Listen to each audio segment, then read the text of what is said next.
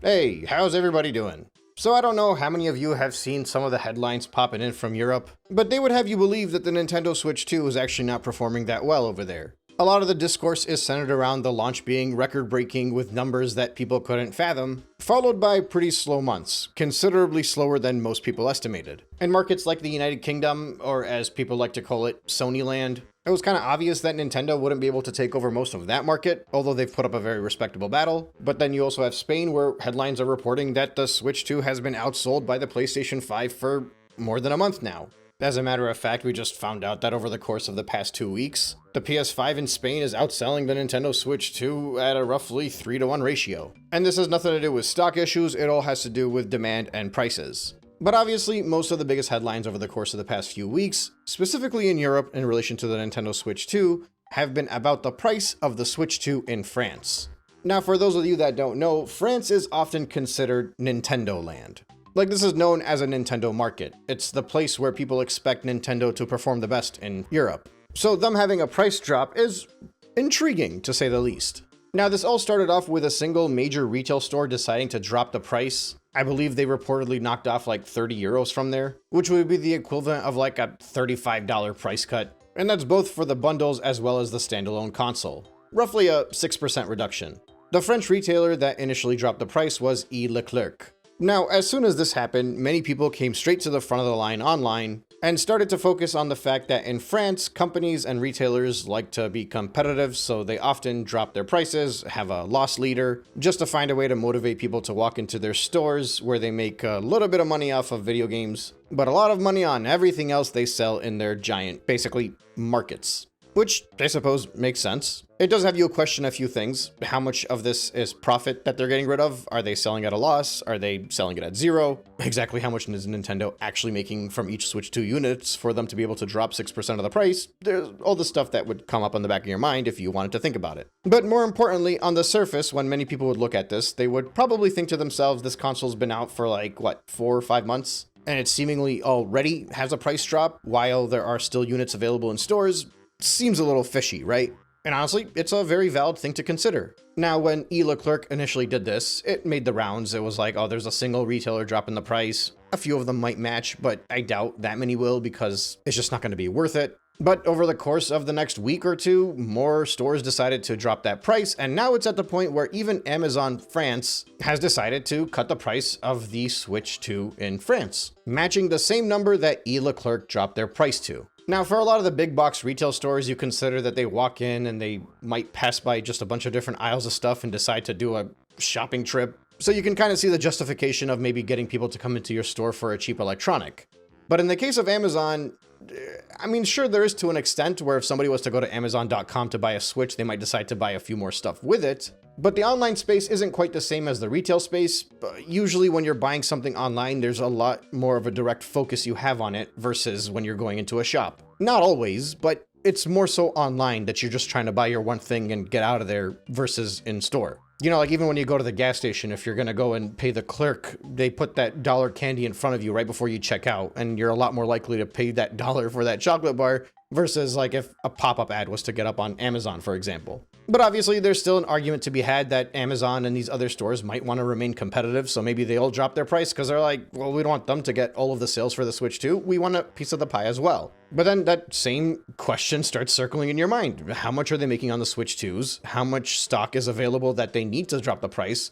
Do they need to drop the price? And at some point, you start to question if Nintendo suggested they drop the price, but just kept it private. Maybe they're testing the waters with France before they move on elsewhere. Who knows? But what I do know is that this price drop is indefinite. This is not a deal popping up for the holidays. It's not a temporary price reduction. They have dropped the price effectively of the Nintendo Switch 2 in France, which is basically the biggest market for Nintendo fans in Europe, seemingly at least on a per capita basis. Which again, this quickly after launch, seems a little fishy. Now, mind you, I do wonder how much that 6% drop will actually make a difference. It's not like that significant of a discount, but I mean, you know, a deal's a deal, and when you see something for Nintendo go down in price, people get excited because it's very rare. It'll be interesting to keep an eye on that and keep an eye on other patterns around Europe to see if things start to happen elsewhere as well. Although in saying that, I actually just remembered something, is apparently in France, it's actually illegal to sell their electronics as a loss So we know at minimum they're either selling it for zero profit or just less than what was initially available.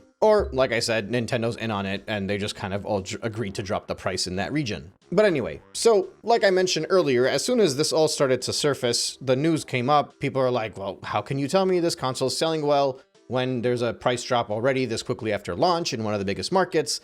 And immediately the Defense Force comes out and starts bringing up all of these past examples to try to associate it and make it seem like this is very normal. One of the things that popped up immediately was that for the Nintendo Switch 1, there was an announced price prior to the launch of the console, and by the time the console actually hit the shelves, basically on launch date, a lot of these retailers already had it selling at a discount. And in addition to that, people like to bring up the games always being on sale as well. But I think games being on sale is a little bit different than whole consoles, especially consoles this soon after launch. Like, you can pretty much already find Switch 2 games on sale if you look hard enough. But in regards to the Switch 1 having a lower price than what was initially planned, I think that's a little bit different because the 2017 market, the 2025 market are two very different types of gaming markets. The economies are very different. The timing of when the price was dropped is also very different. So, for example, they could have used the pre-orders as like a test of demand prior to the Switch 1 launching and then decided to drop the price because they're like, okay, like this thing might not be as popular. And then perhaps even most importantly, this is a Switch that was coming off the Wii U, whereas now you have a Switch 2 coming off of the Switch 1. The context is very different going into these two launches. I think it would make a lot more sense to compare it to the more recent launches, those being the PS5 and the Xbox Series X. Specifically PS5 in this case. I didn't really search the Xbox stuff. But, you know, I did some research, I dug around, I was looking for any sales on the PlayStation 5 from the day that it launched to see when there was any kind of price drop, specifically in France, because apparently, like these people are saying online, it's very normal to have a loss leader and take a little bit of a hit on the console because they come into your stores and buy stuff, and you know there was like just a whole crap load of demand for PlayStation 5s. I couldn't find anything though.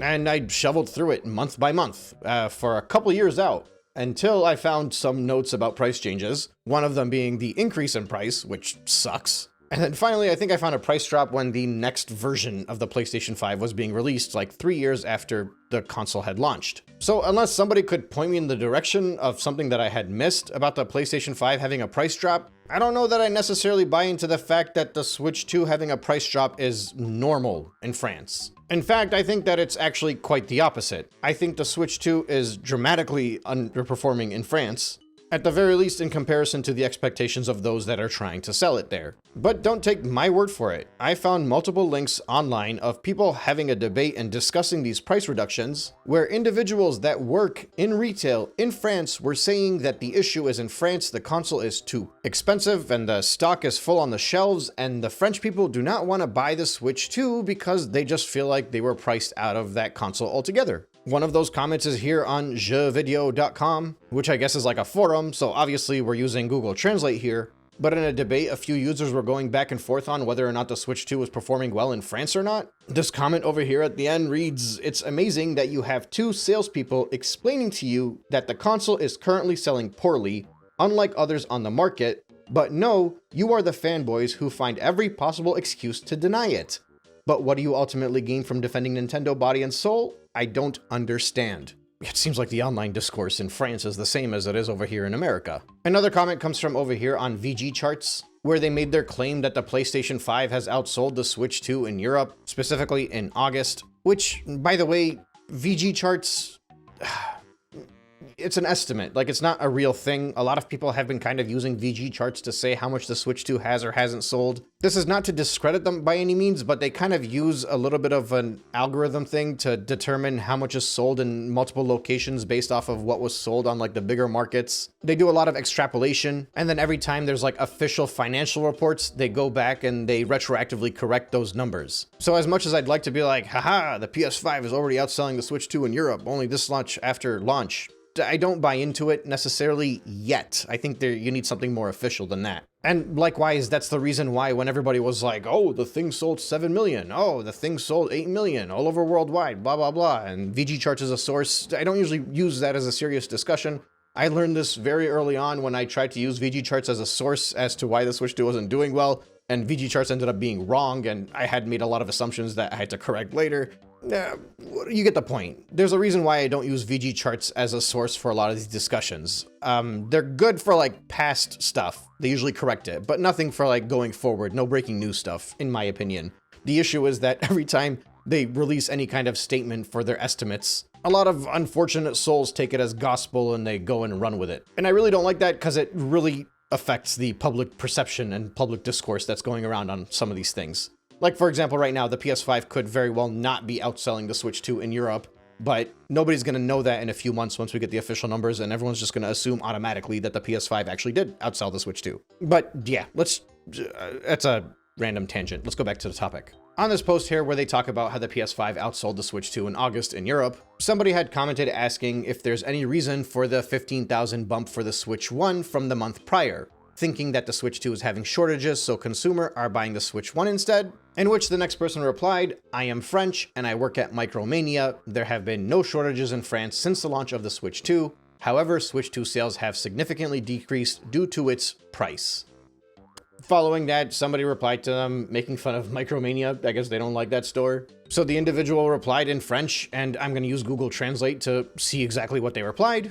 And they said, even at 430, so this is, I think, following the price drop. So seemingly even with that 6% price drop, the general public and video game enthusiasts consider the Switch 2 too expensive. The shelves are full of Switch 2s. It's not very good. Consumers feel there is little difference between the Switch 1 and the Switch 2. The lack of games available is forcing gamers to turn to the PS5. This is my observation as a salesperson. Now, obviously, I'm taking this comment at face value. This could very well be somebody that just hates Nintendo making up a fake comment, but I found other forums doing the same thing. So maybe there is some truth to this. Another commenter jumped in after and said that for what it's worth, French retailers are known to price much more competitively than most Western countries. Unlike US, where you have a small handful of conglomerates who hold all of the power over the retailer, France is much less centralized. Not to mention, the government seems to also play a role in encouraging price cuts. Similar price cuts can be seen, for instance, with the PS5 going for below 500 euros during the most recent French Day. So something important to note is that while they do competitive pricing for PlayStation 5, what I searched initially was for it to be happening early on in the console's launch, like with the Switch 2, not 5 years later, which is what a lot of people are bringing up as a comparison, being like, yeah, see, they even reduced the price of the PS5. It's normal to go down. The argument here is that it's 4 months after the console's launch, the price going down is a little bit weird. In any case, this individual replies once again in French. I'm going to use Google Translate to translate it. But it's true that major retailers use loss leaders pricing to lower the price of video games, thereby attracting consumers to purchase these games while shopping. Loss leader pricing is a practice specific to France in the video game industry.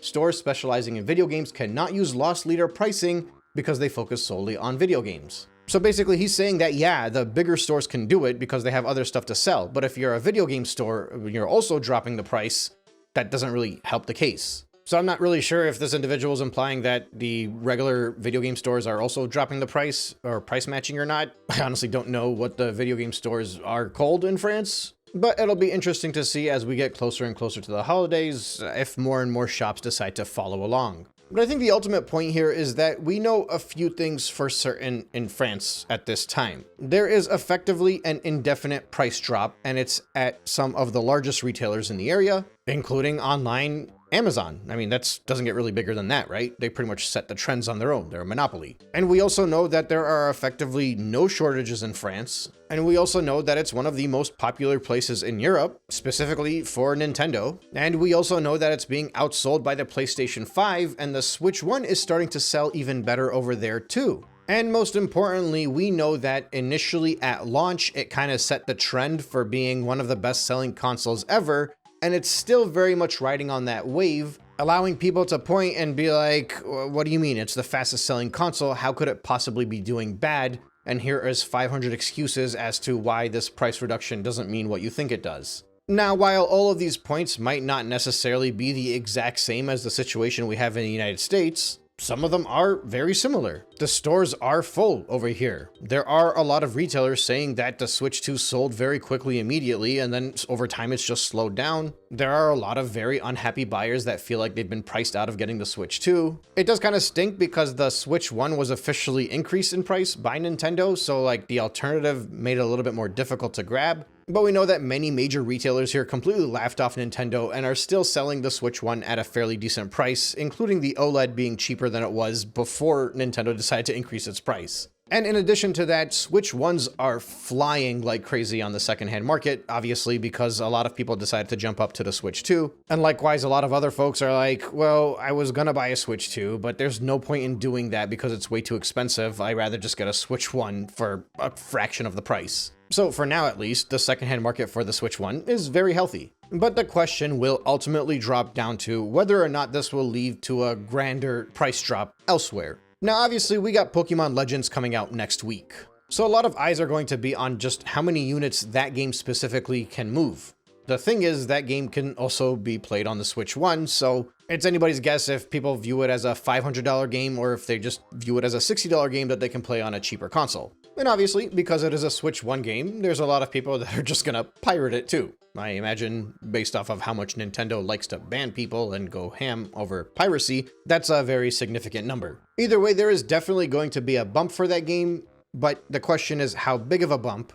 Because, you know, in the West, a lot of people could have already bought the Switch 2 knowing that Pokemon Legends was going to be coming out anyway. This, of course, is in contrast to Japan, where the stock has been fairly limited throughout most of the country, so you won't necessarily see the same bump for purchases of the Switch 2 pretty much anywhere in the world like what we're going to see in a week from now when we see the Famitsu numbers. Probably. So I'm definitely going to be curious to see if France's price drop ends up rippling throughout Europe, because I think it'll ripple throughout Europe first before it hits the United States. And if that 6% drop is not enough for France, it'll also be interesting to see if they decide to drop it even more. We're effectively entering the holiday season, and this is the first time for any console launch that there are actually surpluses of consoles available going into those holidays. It's anybody's guess what that could mean, quite frankly. Retailers, whether it's in France or all over Europe or even here in the United States, they're going to be trying to find ways to get people to come into their stores to buy stuff. They want to do their Christmas shopping. Something interesting that I had noticed over on the Walmart website was that up until yesterday, they had the bundle with Pokemon Legends and the Switch 2 together listed as a deal. And I saw some people online reporting on this as well. The text for the console was priced at $4.99 and it was in green text implying that it was a deal, and then it even had like the little tag next to it that said it was a deal, and it was like a limited time up until October 12th, making it seem like that they were offering you something special when you buy Pokemon Legends with the Switch 2 bundled in, which is technically a deal coming straight from Nintendo, but they were marketing it as if it was like a sale, something temporary, not like, you know, the actual legitimate price of the box that Nintendo had priced it at. But it's not sold out of pre-orders, then of course not, because even the Mario Kart bundle is still not sold out, despite the fact that Nintendo said it would be temporary only until the fall. So they're still going through their initial packages of those. And I'm guessing those were supposed to be done by the time Pokemon came out, but that's just me making guesses, obviously. The point is, however, is that Walmart was trying to make some kind of deal seemingly off of this pre-order for Pokemon Legends. And I'm not really sure how well that worked. It's still in stock. Based off of the little tags that was next to it, they had a few days where they sold over 1,000. But I don't know if it necessarily moved as much as they wanted it to move, and I don't know if it's going to move as much as they wanted it to move. Because like I said, a lot of people that are interested in getting Pokemon Legends ZA for the Switch 2 may have very well already purchased a Switch 2 over the past 4 months. So another tactic might be, I don't know, a 6% price drop from Walmart. Although given that it's Walmart, it'd probably be like $10 off maximum. With all of this stock that's going to be available going into the holidays, you know, like base Switch 2s, Mario Kart bundles, Pokemon Legend bundles, these big retailers are technically going to have a chance to compete if they want. You could very well be seeing Black Friday deals for this stuff. But in fairness, that is quite a ways away, and it'll be more interesting to keep an eye on how the sales are going in France following the price drop, and even more so if that price drop ripples throughout Europe before it makes a way over to here in the States. But regardless of whether or not that price reduction leaves France, one thing I do know for certain is that it's not the only country in the entire world where prices are going down. It's already dropped in locations in Latin America, stores around Asia have dropped the prices. A lot of the smaller markets that Nintendo made an active effort to push as many Switch 2s as they can worldwide have already dropped the prices. The thing is, with France, it's one of the biggest markets so far. And I genuinely believe it's because France is a very popular country for Nintendo, and they're seeing that it's not selling well. And, well, quite frankly, I don't think it's selling well enough here in the States either. I think Nintendo expects better. And so, like I said, we'll have to see if this eventually translates over here to the United States. Either way, that's all I got right now. I was gonna talk about Pokemon's leaks. I did a poll up on my channel earlier, but then there was like a super duper mega leak that started releasing a lot more information, so I kind of want to save my conversation for that, because I might do one video on all of that. We'll see. I'm still kind of in the research phase and trying to decide if I really want to talk about that stuff or not. In any case, thank you so much for listening, and I will catch you on the next one.